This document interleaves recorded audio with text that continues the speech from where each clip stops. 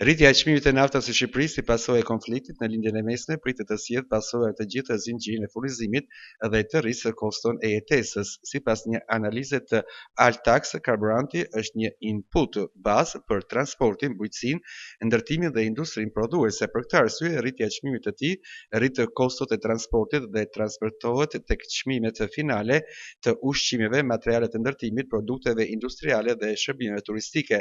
Në bujqësi, ku karburanti përbën rreth 20 deri në 30% të kostove operative, rritja e çmimit të tij pritet të shtojë inflacionin ushqimor, i cili zë rreth 35 deri në 40% të shportës së konsumit. Ndërkohë, në ndërtim dhe turizëm, rritja e kostove ul marzhet e fitimit dhe ngadalson aktivitetin. Analiza thekson se ky efekt përforcohet edhe nga kursi i këmbimit euro-lek. Në mars 2026, euro lëvizi rreth 96 lekë dhe një forcim i saj rrit menjëherë koston e importeve energjetike. Në këtë mënyrë krijohet edhe një goditje e dyfish për ekonominë, çmimet e larta të naftës dhe presioni nga kursi i këmbimit që shtojnë inflacionin dhe kostot e prodhimit.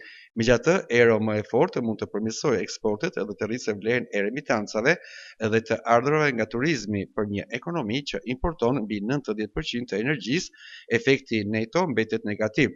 Rritja e kostove pritet të kalojë përfitimet, duke ushtruar presionin mbi ekonominë dhe fuqinë blerëse të qytetarëve, thuhet në analizën e Altax për rritjen e çmimit të naftës në Shqipëri dhe pasojat që mund të sjellë në ekonomi.